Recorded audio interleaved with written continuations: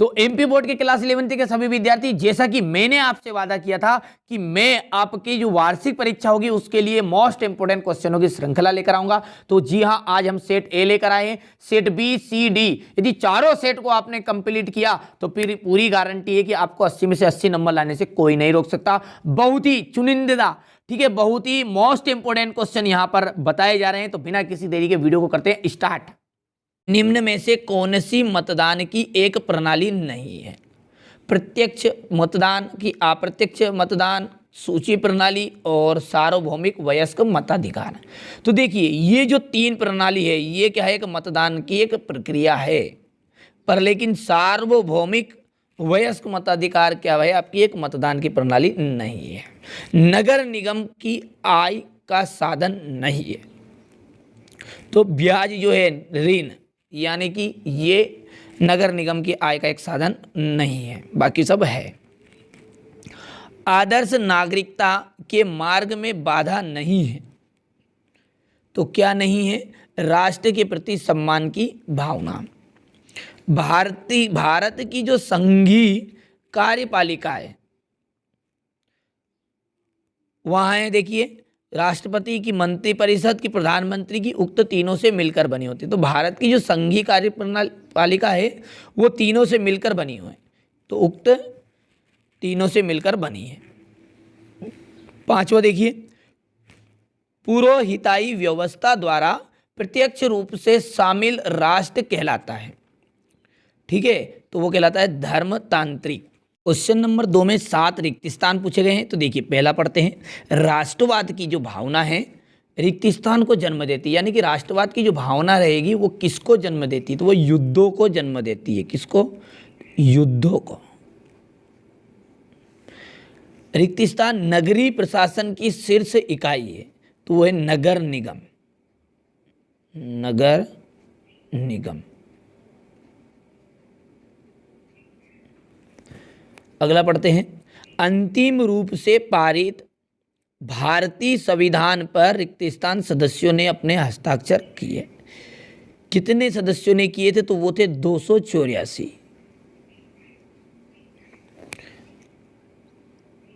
रिक्त स्थान का आशय ऐसी नागरिकता से है जो सभी राष्ट्रों द्वारा मान्य हो।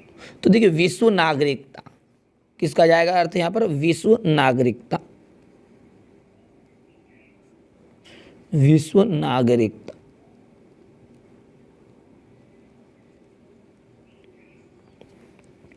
मध्यकालीन यूरोप में पोप की राज्य सत्ता वाले राष्ट्र रिक्त स्थान थे। तो धर्मतांत्रिक, क्या लिखेंगे यहां पर? धर्मतांत्रिक, एकदम इसका राइट रहेगा। वर्तमान में राष्ट्रपति का मासिक वेतन रिक्त स्थान रुपये है। तो मासिक वेतन जो है राष्ट्रपति का वो है 5 लाख रुपये। कितने? 5 लाख रुपये। रिक्त स्थान ने व्यक्तियों को प्राकृतिक रूप से समान माना है। तो वॉलटेयर।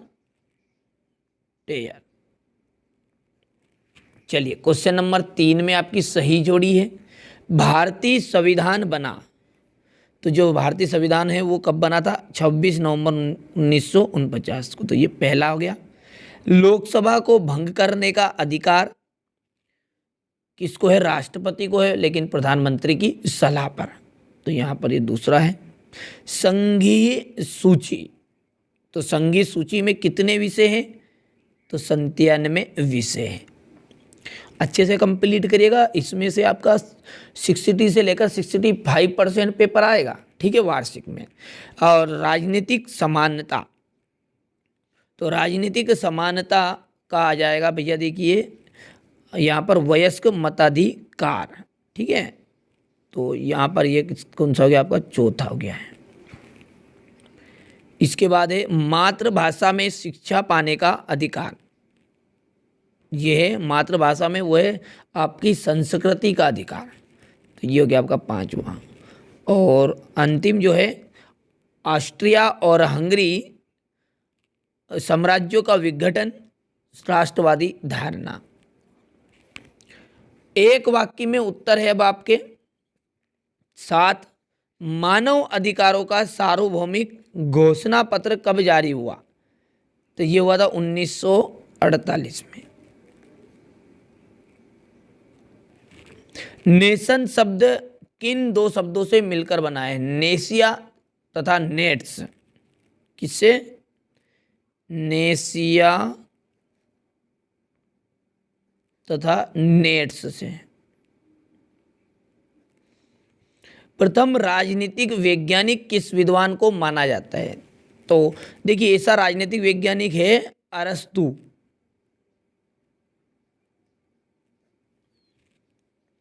संसद किन्हीं दो समितियों के नाम लिखिए।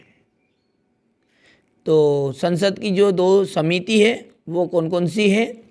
एक तो है लोक सेवा और एक है प्रकालन समिति। तो यहाँ पर पहला तो आ जाएगा लोक सेवा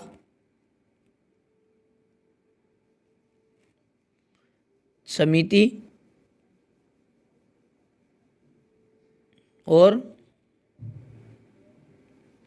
दूसरी है प्रकलन समिति। ठीक है, चलिए आगे बढ़ते हैं। किस परिस्थिति में भारतीय संसद राज्य सूची के विषयों पर कानून बना सकती है? ऐसी कौन सी परिस्थिति है जिस पर भारतीय संसद राज्य सूची के विषयों पर कानून बनाएगी? तो वो है आपातकालीन स्थिति। आपातकालीन स्थिति। किस राज्य में किसी एक धर्म को राज्य धर्म के रूप में मान्यता दी जा सकती है? किस राज्य में किसी एक धर्म को राज्य धर्म के रूप में मान्यता दी जा सकती है? तो वह है बहुधर्मी।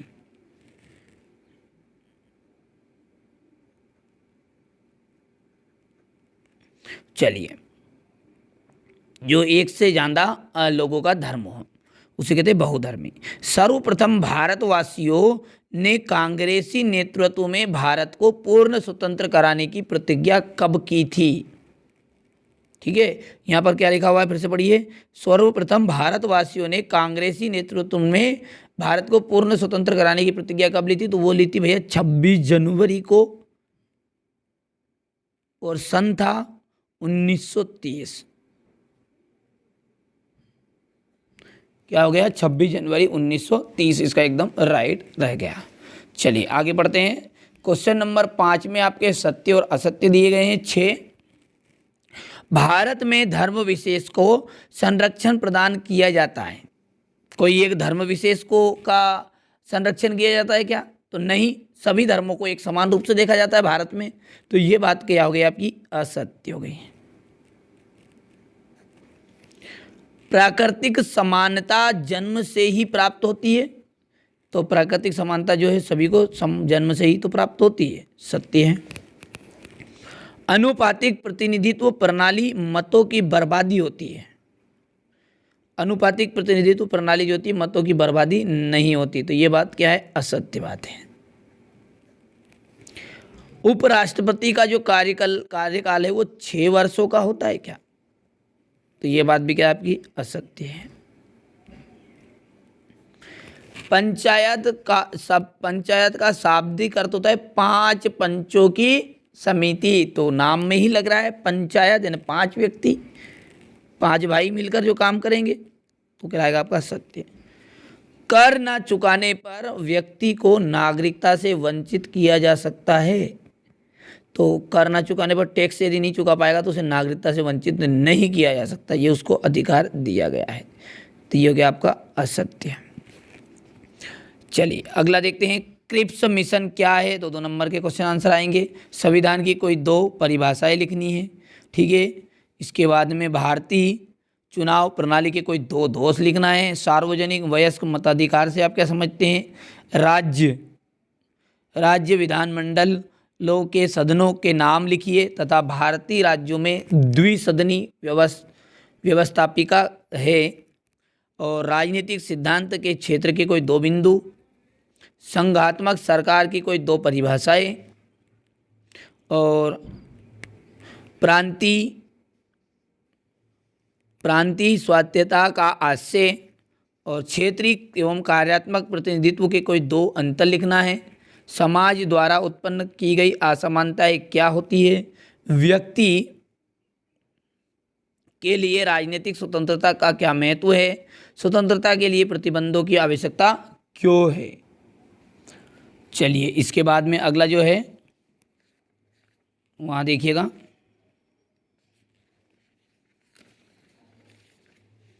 देखिए समानता की धारणा क्या निहितार्थ है, ठीक है, क्या समाहित है। समानता की धारणा में सबसे बड़ा विरोधाभास क्या है।